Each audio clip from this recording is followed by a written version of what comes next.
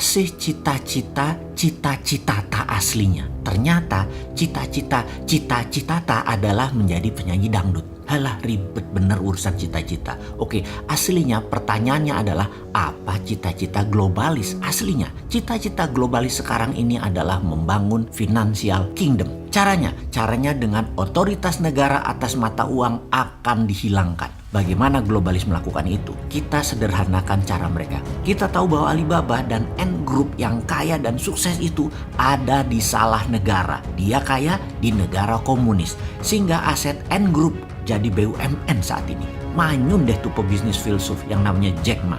Elon Musk terinspirasi karena apa yang terjadi kalau Elon Musk suatu hari di-jack makan oleh sebuah negara. Katakan Amerika di bawah Partai Demokrat yang memang heavy on government. Kalau Elon Musk dan grupnya punya komunitas, punya produk, punya pasar yang nilainya mendekati 100 billion dolar per tahun atau sama dengan GDP Indonesia, maka pada saat mereka memerlukan funding tidak perlu ke bursa saham atau IPO, tetapi menerbitkan kripto aset mata uang digital dengan ICO-nya atau Initial Coin Offering. Kripto tadi bisa membeli barang-barang di grupnya Elon Musk dan mitra bisnis lainnya yang sangat luas pasarnya dan banyak pelanggannya. Itulah logika sederhana di dalam mengartikan otoritas negara akan mata uang akan dihilangkan. Inilah mengapa sejak tahun lalu dalam video narasi Vision 2030 Bosman mengatakan mata uang di dunia di tahun 2030 ke atas tidak sebanyak negara lagi. Mata uang global bukan dolar lagi. Underlyingnya bukan emas lagi,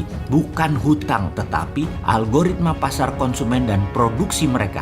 Ini jauh lebih powerful ke depannya karena dunia menjadi digital. Aset digital jauh lebih bernilai dari aset fisik. Kuno fisik itu ke depannya. Kita sebagai manusia berdaulat, patriotis, nasionalis yang anti globalis dan anti penjajahan asing harus punya solusinya untuk mengcounter gerakan globalis karena mereka akan dengan cepat melahap seluruh dunia yang awalnya mereka menggunakan COVID sebagai biological warfare tool. Solusinya bagaimana buat Indonesia? Negara akan punya dua sistem keuangan saat ini sudah benar. Satu mata uang fiat fisik yang saat ini beredar kurang lebih 6.000 triliun rupiah. Yang satu lagi adalah e-rupiah, digital rupiah. Digital rupiah basisnya adalah create money atau cetak uang berbasis pinjaman. Pertama, minusnya APBN pemerintah, mintakan BI berhutang ke negara. Jangan terbalik, pemerintah ngutang ke BI, ngutangnya ke negara melalui BI. BI lah yang menerbitkan surat hutang, jangan negara yang menerbitkan surat hutang seperti selama ini. Jadi e-rupiah dicetak sebanyak misalnya APBN dan kredit pinjaman pihak swasta nasional di Bank Nasional. Bank Nasional